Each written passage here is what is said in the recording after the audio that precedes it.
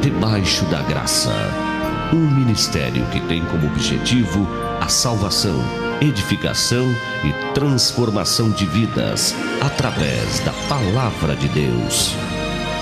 Milhares de famílias, casais e jovens já foram alcançados em todo o Brasil, Estados Unidos, Inglaterra, Luxemburgo, Alemanha, Itália, Portugal, Japão e Canadá, pela poderosa ministração da palavra através do pastor Josué Gonçalves.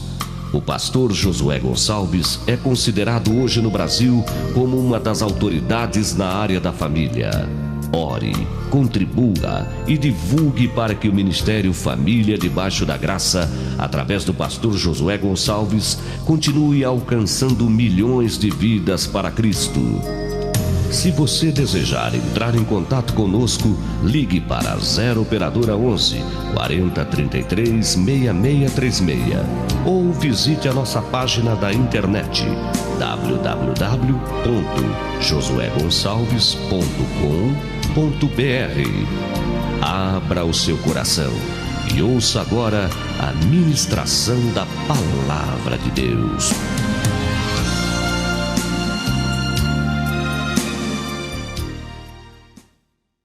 Nós queremos cumprimentar a todos vocês com a doce, com a preciosa paz do Senhor Jesus Cristo. Hoje nós vamos estar falando de um assunto muito importante. É de um assunto que é do interesse de todos, de todos. Abra a sua Bíblia na epístola do nosso querido irmão Tiago, pastor Tiago da igreja de Jerusalém, e vamos ler o capítulo de número 3. Abra a sua Bíblia e vamos ler a palavra bendita do Senhor. Tiago, capítulo de número 3, diz assim: Meus irmãos, não vos torneis muitos de vós mestres, sabendo que havemos de receber maior juízo. Porque todos tropeçamos em muitas coisas. Se alguém não tropeça no falar, é perfeito varão, capaz de refrear também todo o seu corpo. Ora, se pomos freios na boca dos cavalos para nos obedecerem, também lhes dirigimos o corpo inteiro. Observai igualmente os navios que, sendo tão grandes e batidos de rijos ventos por um pequeníssimo leme, são dirigidos para onde queira o impulso do timoneiro. Assim também a língua, pequeno órgão, se gaba de grandes coisas. Vede como uma fagulha põe em brasas tão grande selva. Ora, a língua é fogo, é mundo da iniquidade. A língua está situada entre os membros do nosso corpo e contamina o corpo inteiro, e não só põe em chamas toda a carreira da existência humana, como é posta ela mesma em chamas pelo inferno. Pois toda espécie de feras e aves, de répteis e de seres marinhos se doma e tem sido domada pelo gênero humano. A língua, porém, nenhum dos homens é capaz de domar, é mal incontido, carregado de veneno mortífero. Com ela bendizemos ao Senhor e Pai, também com ela amaldiçoamos os homens, feitos à semelhança de Deus. De uma só boca procede bênção e maldição. Meus irmãos, não é conveniente que estas coisas sejam assim. Como pode, acaso pode, a fonte jorrar do mesmo lugar o que é doce e o que é amargoso? Acaso, meus irmãos, pode a figueira produzir azeitonas ou a videira figos? Tampouco fonte de água salgada pode dar água doce. Amém. Amém, amados. Se eu fosse dar um tema para a mensagem de hoje, eu daria o seguinte tema: tirando o veneno da língua. Tirando o veneno da língua. Eu ouvi uma história muito interessante e até um pouco engraçada de 3 jovens que foram orar no monte. E quando eles estavam orando de madrugada no monte, resolveram confessar o seu fraco para o outro, a fim de que orassem de forma mais objetiva, mais específica. Aí um disse assim: olha, o meu problema, o meu fraco é que eu não posso olhar para as meninas da igreja, que eu penso um monte de bobagem. Aí o outro disse: o meu fraco é pior do que o seu, eu não posso olhar para os rapazes da igreja, que eu penso um monte de bobagem, porque eu tenho tendência homossexual. Aí o terceiro disse: olha, o meu fraco é pior do que o fraco de vocês dois juntos. Então vamos orar, é melhor a não falar qual é o meu fraco. Mas aí os dois insistiram: nós não oraremos enquanto você não confessar para nós qual é o seu fraco. E de tanto os dois insistirem, esse terceiro jovem então revelou qual era o seu fraco. Ele disse: olha, o meu fraco está na língua. Eu estou morrendo de vontade de descer lá embaixo e contar para todos da igreja essa safadeza de vocês. Gente, Tiago escreveu esta epístola para uma igreja que estava em Jerusalém. E nesta igreja havia problemas, e problemas desta ordem. Vamos conhecer um pouco Tiago, com que autoridade ele ministra de forma tão séria sobre o uso disciplinado da língua.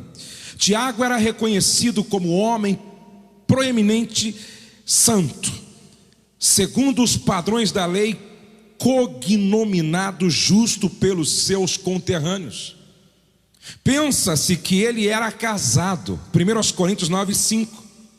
Foi reconhecido nos tempos primitivos como bispo de Jerusalém. Tinha muita influência entre os judeus e a igreja. Atos capítulo 21, verso 18, diz que Paulo se guiava pelos seus conselhos.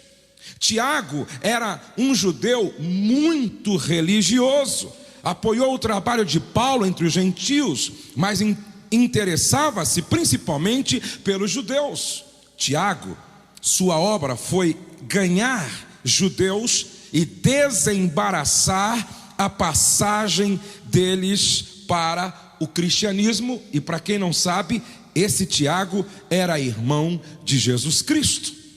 O capítulo 3 da sua epístola, pelo seu tom geral, suspeita que devia haver na igreja judaica muitos presunçosos, briguentos, de mentalidade mundana, de temperamento descontrolado, que se impunham como líderes e mestres. O que levou Tiago a escrever de forma tão severa esse texto. Agora escutem, por favor, todos vocês que me assistem através do DVD ou pela televisão ou aqui. A língua é a principal expressão da nossa personalidade. Vamos dizer juntos? A língua é a principal expressão da nossa personalidade. E comumente provoca nos outros uma reação imediata qualquer. Essa é a pergunta de Tiago no texto. Quem nunca foi culpado de um deslize cometido com a língua? Quem nunca foi culpado de um deslize cometido pela língua? Tiago diz: mas nenhum homem pode domar a língua. É um mal que não se pode refrear, está cheia de veneno que mata. Gente, isso é muito sério. Diga comigo: Deus está preocupado com as palavras que saem da minha boca. E é interessante que Isaías, capítulo de número 6, o próprio profeta diz: o meu fraco está na área da língua. O meu fraco está na área da língua. E eu habito no meio de um povo que tem o mesmo problema. Tiago escreve 18 versículos, falando sobre a realidade da fé testada pelo uso disciplinado da língua. Por que, gente, Deus colocou esse desejo no meu coração de espalhar esta mensagem por onde eu for? Sabe por quê? Porque a raiz dos maiores problemas nos relacionamentos, inclusive na igreja, está no uso indisciplinado da língua. Só para vocês terem uma noção, esse foi o problema da igreja de Jerusalém para a qual Tiago escreveu. Este era o problema da igreja de Éfeso. E é interessante que Paulo chega ao ponto de dizer que na igreja de Éfeso havia um tal de Himeneu e o outro Fileto, cuja conversa corroía como gangrena no corpo de Cristo. Isso está no capítulo 2 de 2 Timóteo. Esse foi o problema da igreja de Corinto. Tinha uma séria questão na igreja de Corinto, porque a igreja estava dividida em grupos pequenos. Um grupo dizia: eu sou de Paulo, o homem da ciência. O outro grupo dizia: eu sou de Pedro, o homem da experiência. Um outro grupo dizia: eu sou de Apolo, o homem da eloquência. E havia um quarto grupo que dizia: eu sou de Cristo. Esse era o melhor grupo, sim ou não? Não, era o pior. Porque era o grupo que não aceitava a liderança. Era o grupo que não aceitava governo humano. Era o grupo que não aceitava ser pastoreado. Agora escute o que eu estou dizendo. Quando você lê o capítulo 1 de 1 Coríntios, você chega à seguinte conclusão: toda aquela divisão tinha como causa língua indisciplinada, promovendo contendas e dissensões. Sempre que houver indisciplina no uso desordenado da língua, haverá na igreja divisões. Foi o problema da igreja de Corinto. Não só isto, ou não só estas igrejas, foi o problema das igrejas da Galácia. Você já leu o capítulo 5 de Gálatas? Paulo escrevendo para estas igrejas dizia o seguinte: há entre vocês, ou em vocês, dissensões, contendas, discórdias, facções, inimizades, porfias, ciúmes e iras no meio de vocês. Capítulo 5, versos 20 e 21, obras da carne. Em toda a descrição de Tiago, ele tem em mente de modo particular a língua do, número 1, caluniador. Número 2, do detrator. Número 3, do murmurador. E número 4, do boateiro. Agora, escute, porque o que eu vou afirmar é forte. Serpentes venenosas. Ô Claudio Ivan, traz bem pertinho aqui para quem estiver me assistindo ouvir isso assim e me ver falando com muita clareza. Serpentes venenosas não oferecem maior perigo à vida do que tais pessoas à paz e à reputação alheia. Isso é muito sério. Vou repetir: serpentes venenosas não oferecem maior perigo à vida do que tais pessoas, caluniadores, detratores, murmuradores, boateiros, à paz e à reputação alheia. Através das palavras, nós revelamos nosso caráter, nossa maturidade e o estado da nossa alma. Vamos entender o que Tiago estava dizendo quando ele usa aquelas figuras do cabresto, do leme de um navio, de uma pequena fagulha. Quando Tiago, no capítulo 3, verso 4, fala do leme que, apesar de tão pequeno, controla o navio, ele está falando da língua como um poder para governar. Quando ele usa a fagulha, que apesar de pequena, é suficiente para destruir um posto de gasolina, atear fogo numa floresta, ele está falando do poder da língua quando usada para destruição. Quando ele diz sobre a língua como um pequeno membro carregado de veneno, ele está falando do poder de contaminação. Toda palavra má deixa sua impressão no caráter da pessoa, maculando-a. Quando ele fala, quando Jó, capítulo 5, verso 21, fala da língua como chicote, está falando, gente, do poder das nossas palavras para torturar psicologicamente.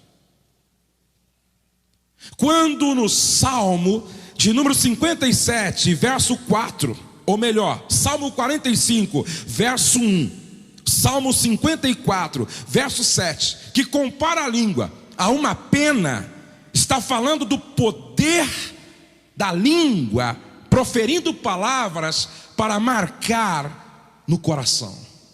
Palavras imprimem no coração mensagens que dificilmente se apagam. E quando no Salmo 57, verso 4, a língua é comparada a uma espada afiada ou a uma navalha, está falando primeiro do seu poder para cortar relacionamentos, e está falando de arma de guerra a curta distância e arma de guerra a longa distância. Jeremias 9:8 compara a língua como uma flecha, contendo na ponta veneno que mata. E é interessante como a língua é uma arma de guerra a longa distância, destrutiva. Isso é tremendo. Agora, eu andei um pouco rápido para parar aqui um pouco. Se você está marcando, você vai ter todo o tempo para anotar. Por quê? A Bíblia é rica em advertências quando fala sobre a língua. Pega uma concordância bíblica e veja a relação de versículos que tratam sobre a língua. Já fez isso? Pega uma concordância bíblica e veja o número de versos de textos aonde fala sobre o uso disciplinado da língua. Ei, não foi só Tiago que escreveu 18 versículos na sua epístola. Paulo escreveu falando aos Coríntios. Paulo escreveu falando aos Gálatas. Jesus, nós vamos ler juntos, Jesus escreveu de uma forma muito mais séria do que Tiago, quando ele falou sobre a língua. Agora esta é a pergunta: por que a Bíblia gasta? Por que Deus, inspirando os homens, gastou na Bíblia um espaço tão grande para falar sobre, para advertir sobre o uso disciplinado da língua? Foi por acaso? Sim ou não? Gente, Tiago diz o seguinte: se você conseguir controlar sua língua, você terá domínio sobre todo o seu corpo. Se você tiver domínio sobre este pequeno membro, todos os outros membros você conseguirá dominar e controlar. Número 1, porque a Bíblia é rica em advertências nessa área. Número 1, você está marcando aí? O mau uso da língua destrói amizades e separa amigos. Enfermidade não separa amigos, pelo contrário, consolida laços de unidade. Problemas financeiros não separa amigos, pelo contrário, aproxima pessoas solidariamente. Acidentes de percursos na vida não tem muitas vezes o poder para separar, mas sim para unir, para aproximar, para juntar.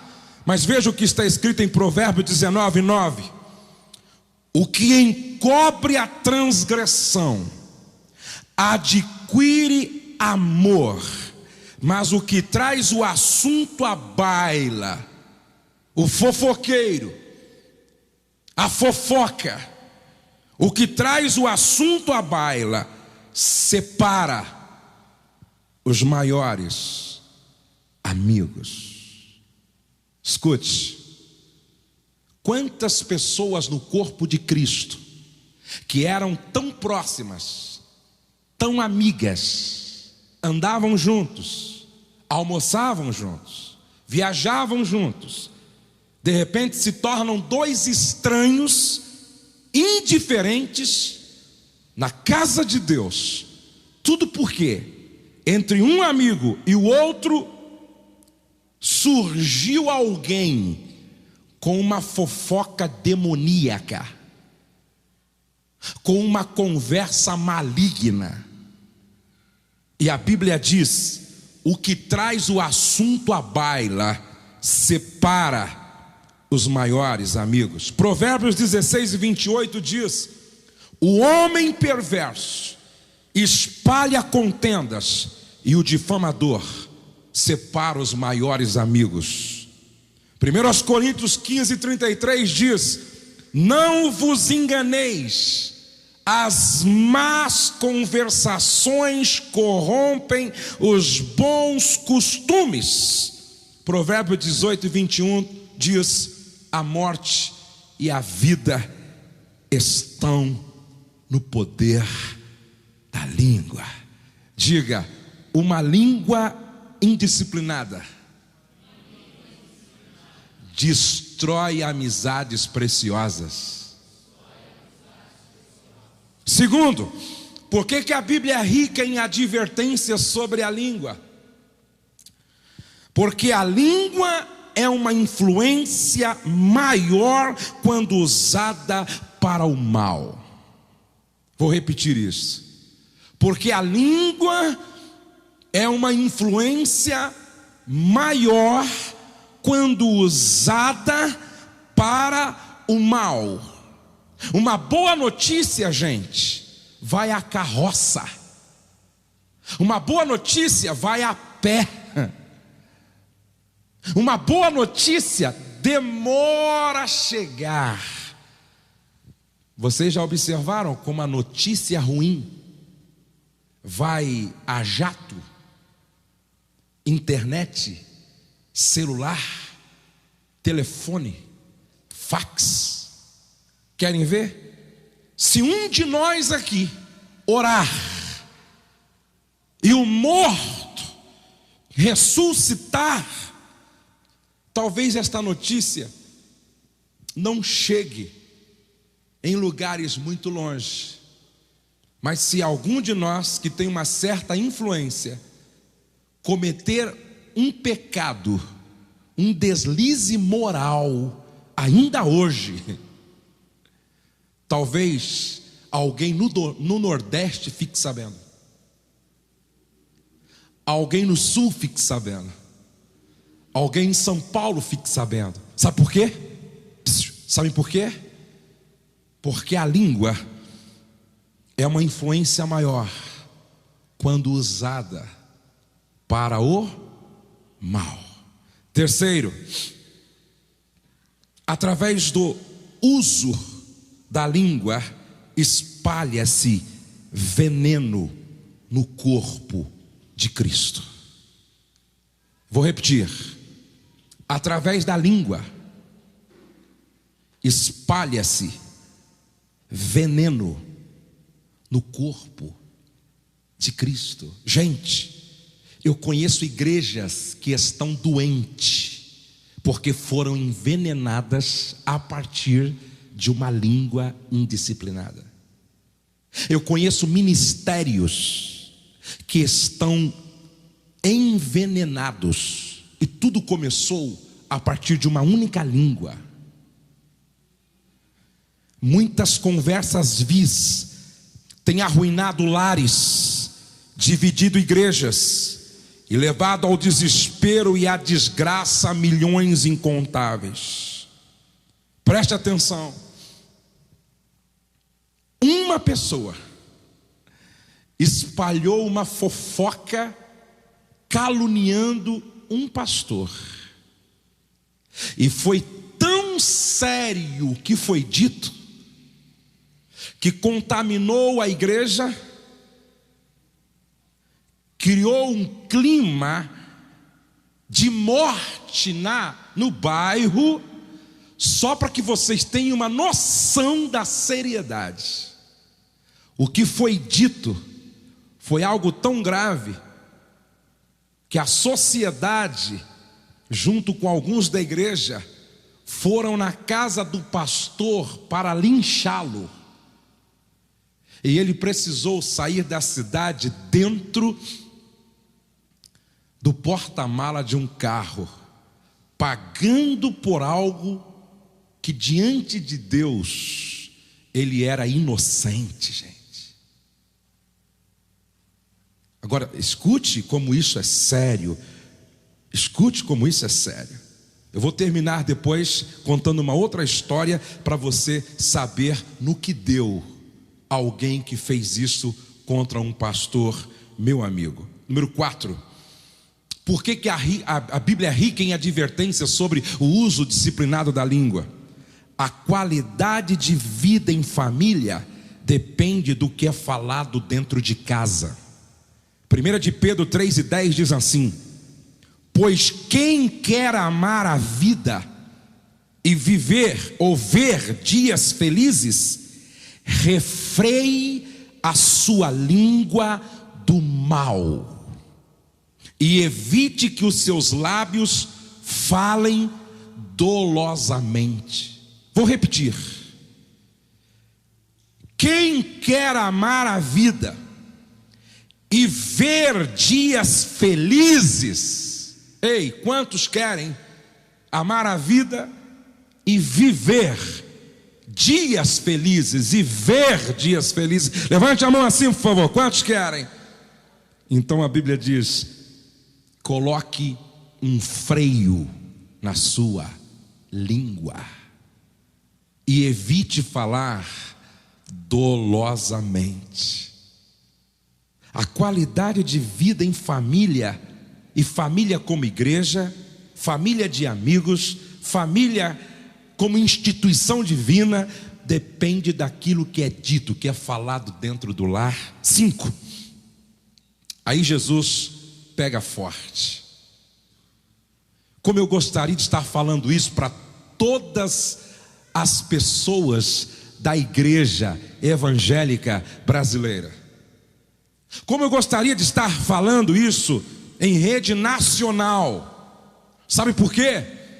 Porque algumas pessoas estão vivendo uma vida desgraçada, debaixo do jugo de Satanás, apesar de estar na igreja, porque a língua usada de forma indisciplinada dá ao diabo legalidade para operar na nossa vida, gente. Aí Jesus vai muito mais longe. Veja, ele diz assim: o destino da tua alma é determinado pelas suas palavras. O destino da sua alma é determinado pelas suas palavras, pelo que sai da sua boca.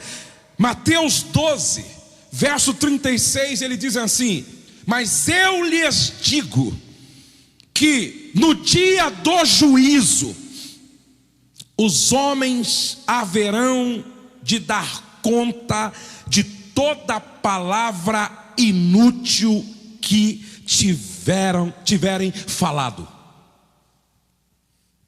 Versão NVI, Nova Versão Internacional.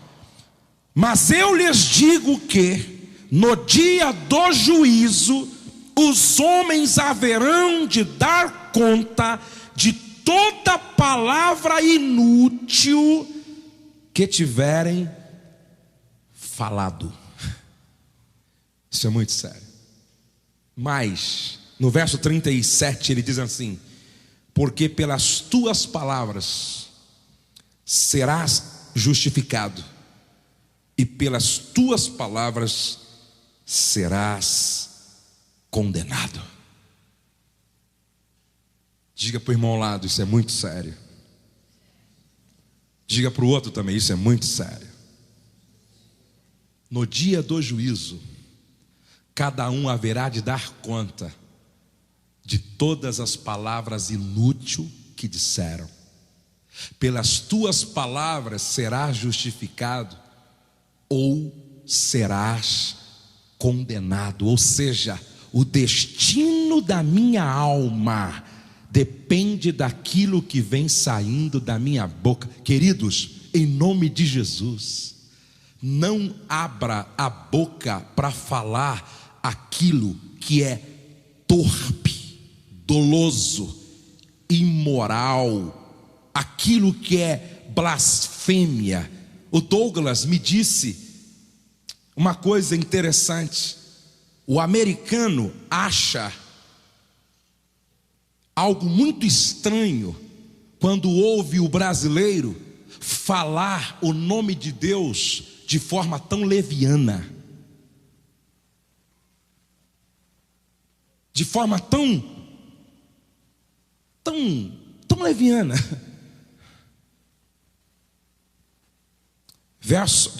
Ponto de número 6. O estado da sua alma depende do que sai da sua boca. Por que a Bíblia é rica em advertência sobre o uso disciplinado da língua? Porque o estado da minha alma depende do que sai da minha boca. Provérbios 21 e 23 está escrito: o que guarda a sua boca e a sua língua, guarda a sua alma das angústias. Quem passa o dia só falando sobre caos, como a sua alma vai estar à noite? Quem passa o dia só falando aquilo que é destrutivo, negativo, pessimista, prejudicial, vai terminar o dia com a sua alma, o quê? Amarga, angustiada, aflita. O estado da minha alma depende do que sai da minha boca. A Bíblia diz: o que guarda a sua boca e a sua língua, guarda a sua alma das angústias. Ponto de número 7. Porque a Bíblia é rica em advertência sobre o uso disciplinado da língua. Porque a autenticidade da minha religião se manifesta através do que eu falo. A autenticidade da minha religião se manifesta através do que eu falo. Tiago 1:26 diz assim: se alguém supõe ser religioso, deixando de refrear a sua língua, antes enganando o próprio coração, sua religião é vã. Se alguém supõe ser crente, religioso, piedoso, mas não coloca um freio na sua língua, sua religião é uma piada no mundo espiritual para Satanás, gente. O que autentica a minha religião é o uso disciplinado da minha língua. Qualquer manifestação de religiosidade que não é coerente com esse texto da palavra, diz o texto, sua religião, sua fé, sua religiosidade é vã. Ponto de número 8. Interessante. O que sai da minha boca pode gerar uma psicologia de morte ou de vida. Provérbios 18 e 21. O que sai da sua boca pode produzir morte ou pode produzir vida. Vamos usar aqui alguns exemplos. Está em Provérbios 18 e 21. A morte e a vida estão no poder da língua. Diga para a pessoa ao lado: sua língua pode ser uma poderosa arma destrutiva.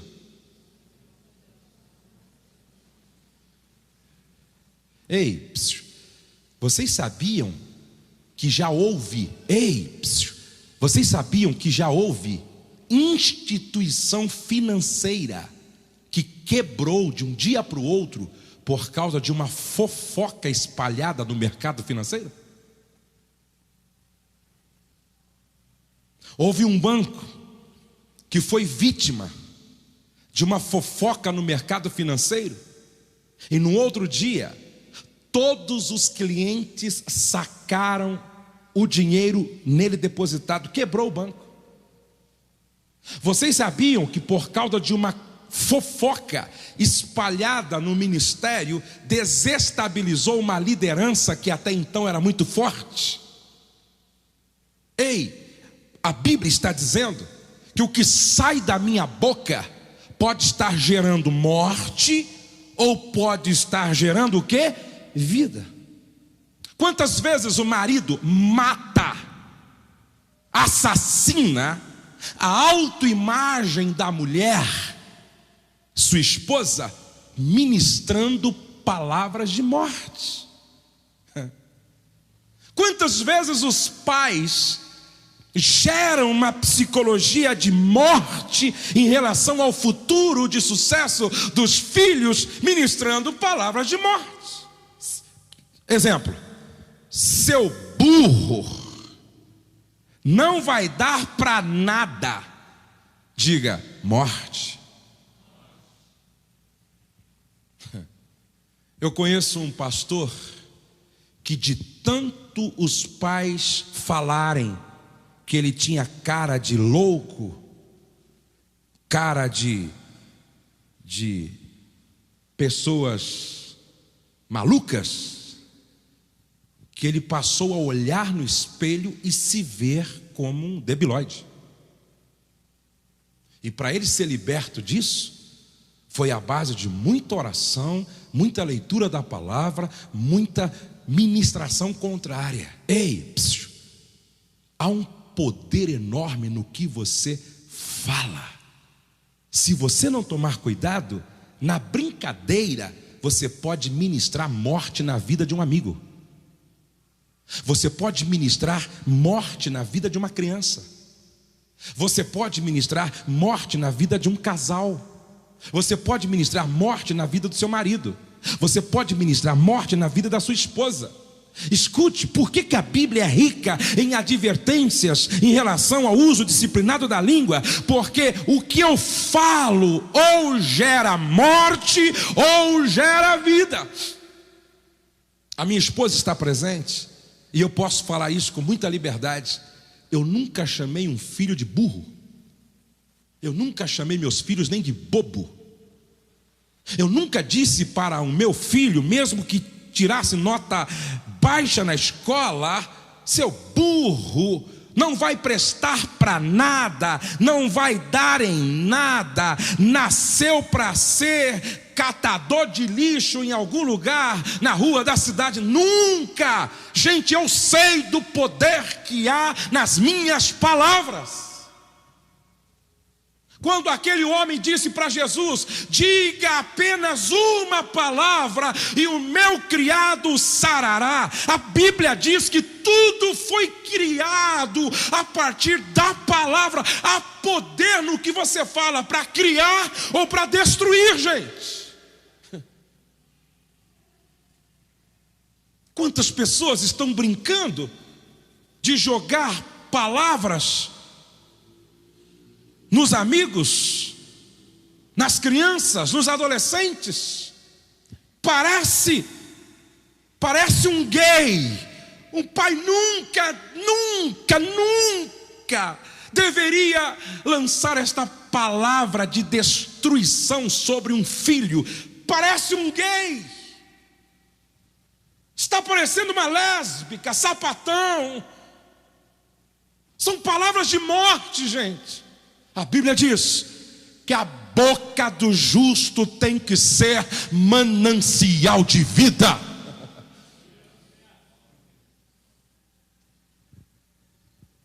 Número 9. Mateus 15:11 diz que palavras podem contaminar como um vírus.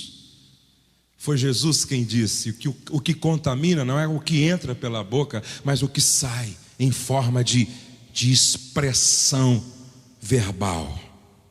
10. Porque a Bíblia é rica em advertências sobre este assunto. O que sai da sua boca revela o que está no seu coração. Ei, quer conhecer o que está no coração de uma pessoa? Deixa ela falar. Passe um dia deixando ela falar e você ouvindo. Com 15 dias você faz uma leitura completa do que vai no coração dela, porque foi Jesus quem disse em Mateus 12:34: a boca fala do que há em abundância no coração. Ei irmã, ei irmão, lembre-se, quando você estiver falando no telefone, quando você estiver à mesa com alguém, quando você estiver numa rodinha, cuidado com o que você fala, porque ao falar você está abrindo o teu coração para os outros.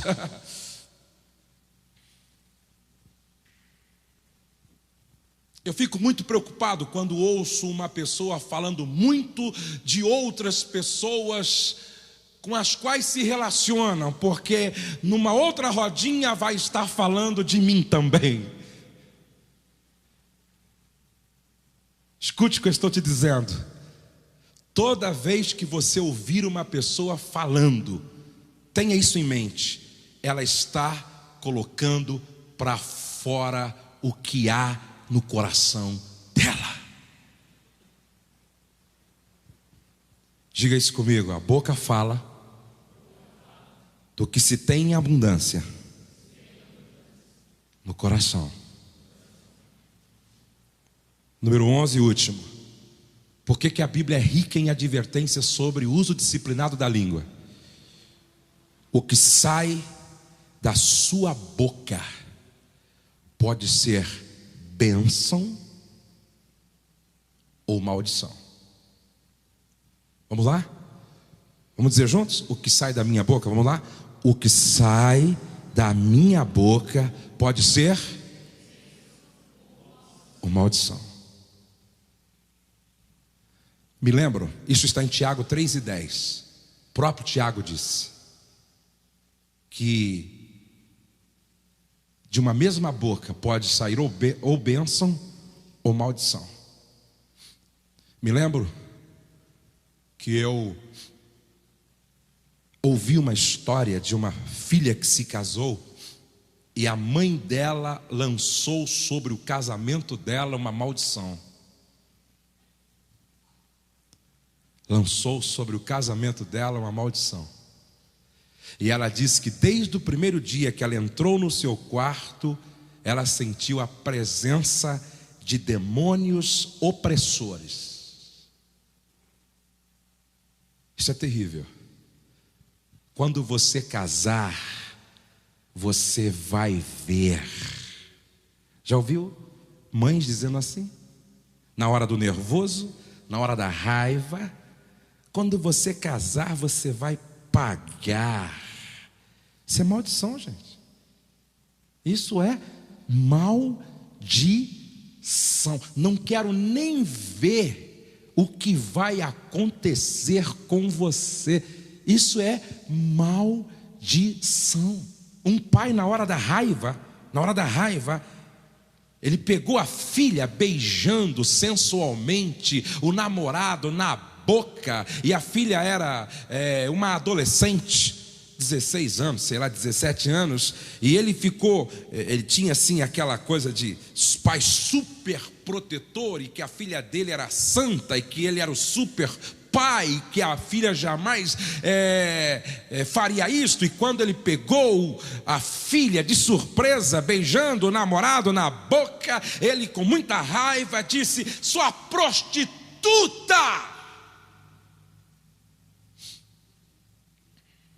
Sabe o que aconteceu? Daquele dia em diante, essa moça passou a ser perseguida por um demônio chamado Pombagira. E ela conta que ela se deitava com desejo de se entregar para os homens. Ela tinha sonhos se prostituindo, e ela começou a entrar em estado de desespero, sem saber o que fazer. Até que um dia no templo, ela ouviu uma palavra como esta, em que Deus poderia transformar a maldição em bênção se ela cresce. O pastor pregou de que era possível sim ela passar por um processo de libertação, porque Deus tinha poder para quebrar a força daquela ministração maligna do pai. Ela abre o coração para o pastor, diz o que aconteceu, entendeu que aquele sentimento, aquele desejo começou a partir daquela palavra do pai. O pastor ministrou sobre ela, e ela foi liberta naquela noite. E por misericórdia, aquela filha não se tornou uma prostituta. Diga para o irmão Lázaro: o que sai da sua boca pode ser bênção ou maldição. Cuidado com o que você fala para os teus filhos, para os teus irmãos, para os teus amigos, para a tua família. Quantos podem dizer amém? Seu cachorro, alguns dizem, sua besta. Ei, psiu. Não. Isso nunca deveria sair da boca de um pai, de uma mãe. Nunca deveria sair da boca de um marido, de uma esposa. Escute. Parece-me que foi o pastor Jorge Linhares quem contou essa experiência de um marido que chegou em casa. Ele era ginecologista, sentou no sofá, pegou um jornal, estava lendo. A esposa grávida chega, encosta a barriga no ombro dele e começa a afagar o cabelo dele. E ele, muito cansado e estressado, lança uma palavra de morte, dá um empurrãozinho sutil nela e diz assim: hoje eu estou com nojo de mulher grávida. Ele tinha cuidado de tantas grávidas que chega para a esposa, empurra ela sutilmente e diz, com aquele ar de desprezo: eu estou com nojo de mulher grávida. Diga para o irmão ao lado: fale menos do que você pensa, para não correr o risco de amaldiçoar. Você que está me assistindo aí, fale menos do que você pensa. Pelo contrário, você corre um sério risco de gerar uma psicologia de morte nos filhos, no casamento, na família. Ei, com pouco tempo, eles estavam assinando o divórcio. Causa. Olha como isso é forte. Estou com nojo de mulher grávida. Ela ia passar a roupa e aquilo ficava na mente. Estou com nojo de mulher grávida. Ela ia fazer a comida para ele, não conseguia mais. Estou com nojo de mulher grávida. Ela ia preparar alguma coisa para ele. Estou com nojo de mulher grávida. Ou seja, ele lançou uma palavra de maldição que gerou uma psicologia de morte do casamento. Se vocês estão me compreendendo, digam amém. Como identificar pessoas com a língua enferma perto da gente? Como identificar pessoas com a língua carregada de veneno dentro da igreja? Como? Escute, diga isso comigo: palavras amargas saem de pessoas amargas. Mais forte: palavras amargas saem de pessoas amargas. Existem pelo menos, deixa eu ver, 1, 2, 3, 4, 5 grupos de pessoas com a língua carregada de veneno mortífero. Número 1, Provérbios 13:1 chama este primeiro grupo de escarnecedores. Judas verso 8, porque só tem um capítulo, chama o segundo grupo de os difamadores. E é interessante que no Salmo 41:7, o terceiro grupo é chamado de o cochichador. Conhece esse grupo? Aqueles que cochicham assim ao pé do ouvido. O quarto grupo, Êxodo 23:1, chama de falsa. É o grupo das testemunhas falsas. 1 de Pedro 4:15 chama o quinto grupo de intrometidos. Espero que vocês não façam parte de nenhum desses grupos. Seja apenas de caráter preventivo. Qual é o primeiro grupo? Mais forte, qual é o primeiro grupo? Veja o que está escrito em Judas, capítulo de número 1, é único, capítulo único, verso de número 17 e o verso 18. Vós, porém, amados, lembrai-vos das palavras anteriormente proferidas pelos apóstolos de nosso Senhor Jesus Cristo, os quais vos diziam: no último tempo haverá escarnecedores, andando segundo as suas ímpias paixões. São estes os que promovem divisões sensuais, que não têm o Espírito. Qual é o nome do primeiro grupo? Diga comigo: escarnecedores. Agora segure aí, por favor. Eu acho que algumas coisas você nunca mais vai falar. Alguns comentários você nunca mais vai fazer. Sabe quem são estes? São os que usam a aparência dos outros para construir suas piadas maldosas. Sabe quem são estes? São os que usam os defeitos físicos dos outros para construir suas piadinhas de mau gosto. Brincam com a orelha defeituosa, brincam com o problema na mão do outro, brincam maldosamente na hora errada, de forma errada, com a calvície do outro, expondo a vergonha. Isso é escarnecer. Sabe quem são estes? São os que vêm à igreja e se esquecem de adorar, comendo aquilo que Deus coloca na mesa para se alimentar das migalhas cheias de poeira que cai no chão. São os que conseguem perceber o aparelho, o instrumento desafinado, consegue perceber a voz. Às vezes a voz que desafinou um pouco, são aqueles que conseguem anotar todos os erros de português.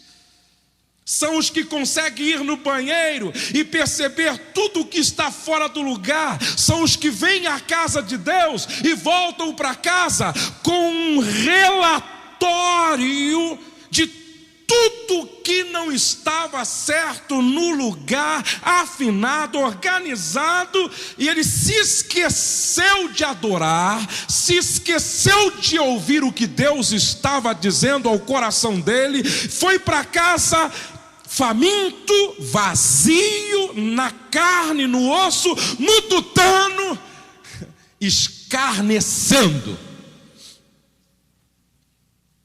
E Judas já dizia: nos últimos dias vão surgir escarnecedores, inspirados pela sua própria carnalidade. Cuidado com eles. Segundo grupo, quais são? Diga, os difamadores. Diga, difamadores. Verso 8 de Judas diz assim: ora, estes, da mesma sorte, quais sonhadores alucinados, não só contaminam a carne, como rejeitam o governo e difamam. Diga, difamam. Mais forte, difamam. Você sabe o que é difamar?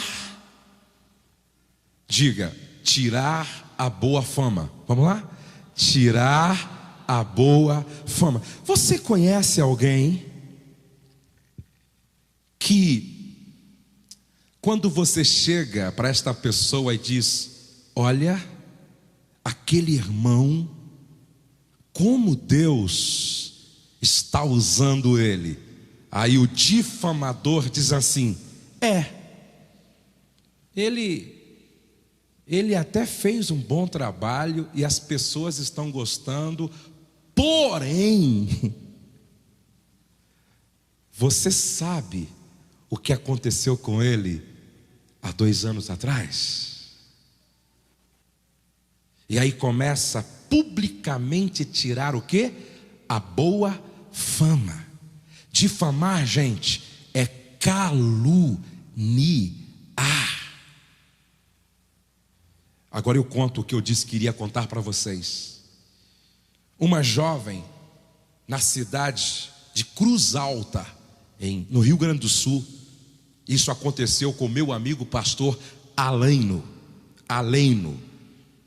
Essa jovem simplesmente se rebelou contra o pastor, não sei por qual motivo, e saiu visitando todas as congregações, caluniando o pastor em rodinhas, difamando, inventando histórias, expondo o pastor publicamente. Um dia, o pastor está em casa e ele foi chamado às pressas. E ele corre até a casa dessa irmã, e lá chegando, a irmã estava acamada, e ela diz: pastor, eu te chamei aqui, chorando, para te pedir perdão. Eu quero que o senhor me perdoa. O pastor disse: está perdoado, irmã. Por quê? Porque eu fui a responsável em espalhar em todas as congregações histórias que não são verdadeiras. Eu fiz rodinhas e eu te difamei. eu te caluniei. E Deus disse para mim que a disciplina dele para mim é me recolher hoje. Eu não vou para o inferno, mas hoje ele disse que terminou o meu tempo na terra. O pastor disse: que isso? Não, irmã, a irmã por minha causa não vai morrer não. A irmã está perdoada, eu vou ler a palavra, vou orar por você, a irmã não vai morrer. Ela disse: pastor, Deus disse que é disciplina dele. Não, a irmã não vai morrer. Amoroso, orou por ela, leu a palavra, ministrou perdão, liberou perdão, despediu dela. Passe bem, irmã, a irmã não vai morrer. E ele me contou isso, ele foi para casa. Quando ele chegou em casa, o telefone tocou. Pastor, aqui é da casa de fulana de tal, ela acabou de partir para a eternidade. Não sei se foi em São Paulo. Um outro homem difamou a igreja, o ministério e o pastor. Esse homem morreu de uma forma monstruosa. Na ânsia da morte, ele colocou uns 20 centímetros de língua para fora. Algo que assustou, apavorou e desesperou a família, e ninguém queria entrar no lugar, porque não era gente, parecia um monstro. Ei, o que eu estou tentando dizer para você: não brinque de difamar. A Bíblia diz que aquele que encobre a transgressão adquire amor, mas o que traz o assunto à baila destrói os maiores amigos. Difamar é desacreditar publicamente. Gente, eu fico muito em paz. Eu já vi aqui nesta cidade algumas pessoas pagar um alto preço por falar a meu respeito coisas que não eram verdade. Cuidado, meu irmão, muito cuidado. E essa é a pergunta: ei, quantos são pais aqui? Levante a mão. Quantos são pais? Que imagem da igreja você está passando para os seus filhos nas conversas na hora do almoço? Nas conversas na sala? Ei, que tipo de conversa sobre a igreja acontece dentro do carro, perto das crianças? Escute o que eu estou dizendo. Muitas crianças crescem com uma aversão em relação à igreja, porque os pais passam o dia no almoço, jantar e café só falando mal da igreja. Eu louvo a Deus porque um dia eu perguntei para o meu filho Pedro: o que você...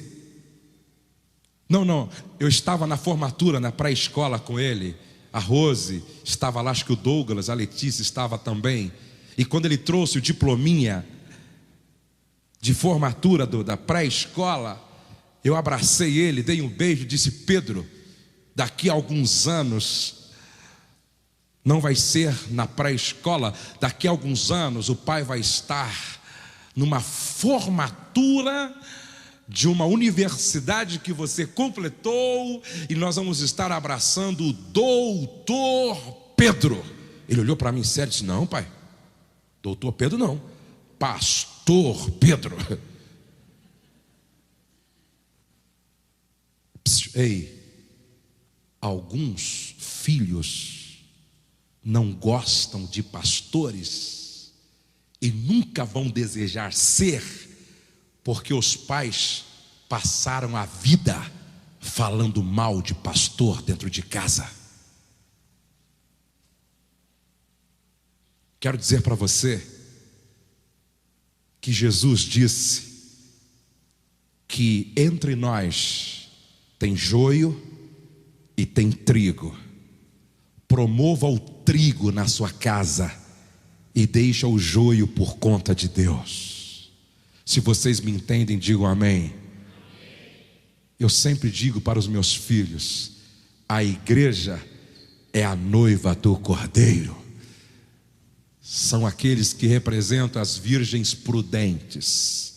Eu quero que os meus filhos cresçam amando a igreja. E eu quero que os meus filhos cresçam querendo ser pastor, querendo ser bênção na casa de Deus, amando o ministério. Se vocês me entendem, digam amém.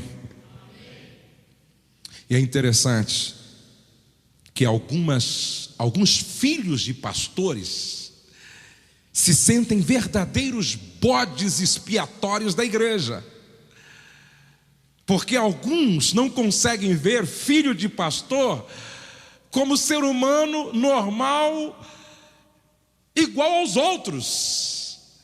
Quantas esposas de pastor têm trauma de ser esposa, são traumatizadas como esposa de pastor, porque não são vistas como se vê as outras. Eu nunca cobrei dos meus filhos para que eles fossem excepcionais, porque são filhos de pastores, porque eles são filhos igual a qualquer outro filhos. E como a língua de alguns trabalham bem contra nessa área. Número 3, Salmo 41:7 diz assim: todos os que me odeiam juntam-se e cochicham, diga, cochicham contra mim. Diga, o terceiro grupo é o grupo dos cochichadores. Ei, você conhece alguém que se aproxima para falar assim no pé do ouvido e ainda diz assim, ó, querido, dá uma olhadinha, só nós aqui, eu vou te falar, mas é para orar, hein? Gente, quem quer orar não fofoca. E tem gente fofocando em nome da oração. Ó, fica só entre nós, hein? Mas já falou para 3 lá atrás, já falou para 4. Língua carregada de veneno que mata. Vou terminar. Êxodo 23:1: não admitirás falso boato, e não porás a tua mão com o ímpio, para seres testemunha falsa. O intrometido, 1 de Pedro 4:15: se algum de vocês sofre, que não seja como assassino, ladrão, criminoso, ou como quem se intromete em negócios alheios. E numa outra versão está abelhudos. E a Bíblia diz que quem se mete em questões alheias é como pegar um cachorro brabo pela orelha.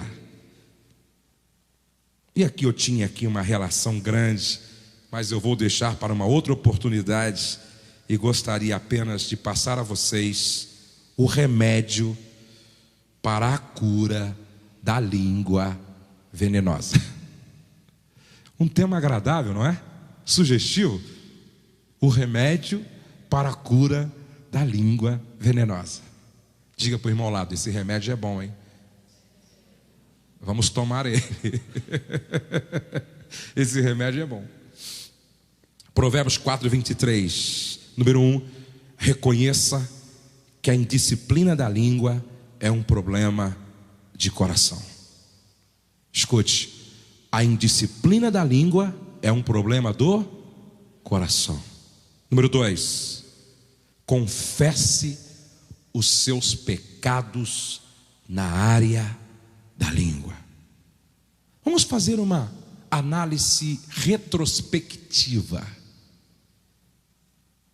O que você falou durante esses últimos 30 dias?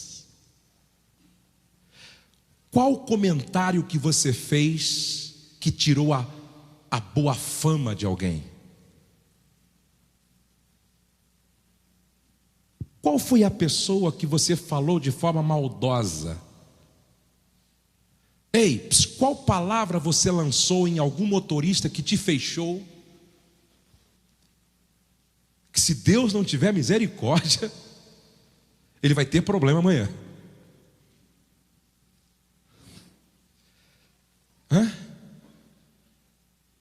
O que foi dito que você entende que não deveria ter sido dito?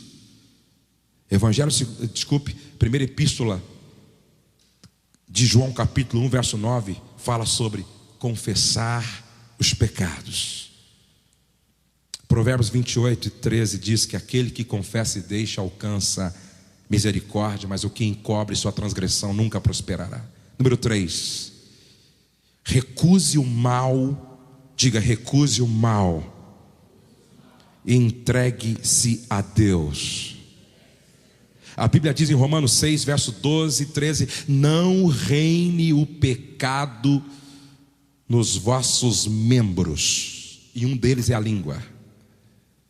4, compreenda porque você tem uma língua.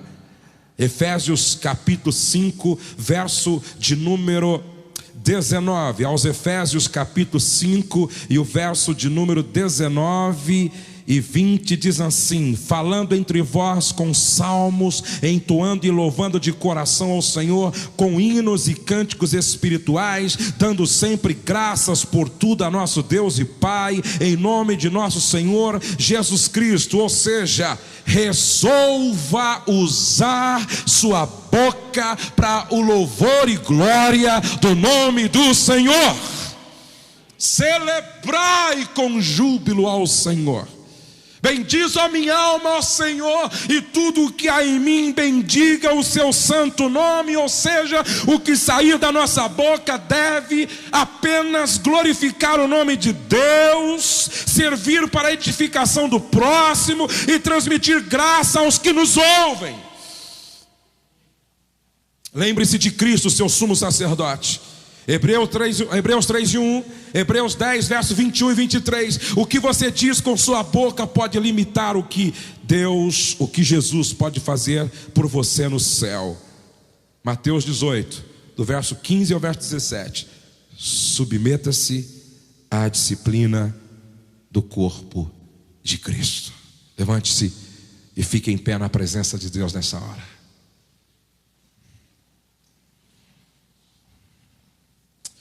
Um casal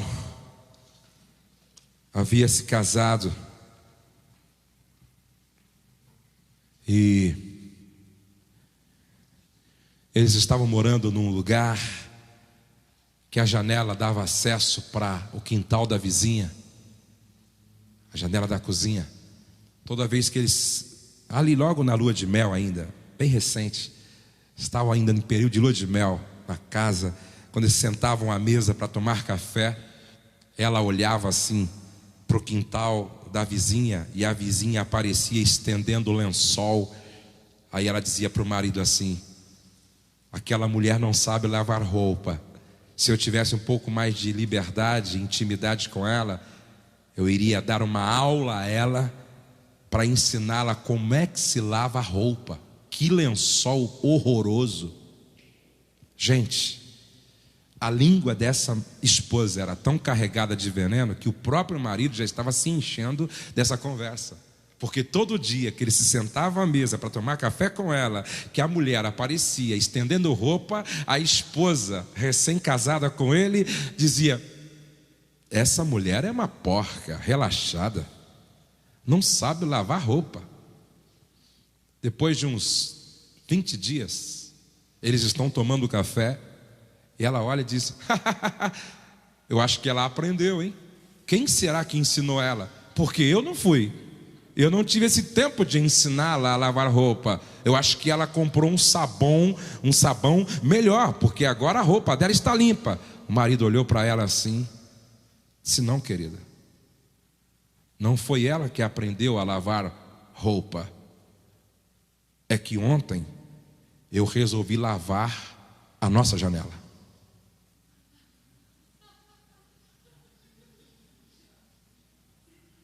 Se você anda falando muito das pessoas, chegou o tempo de você lavar a janela do teu coração.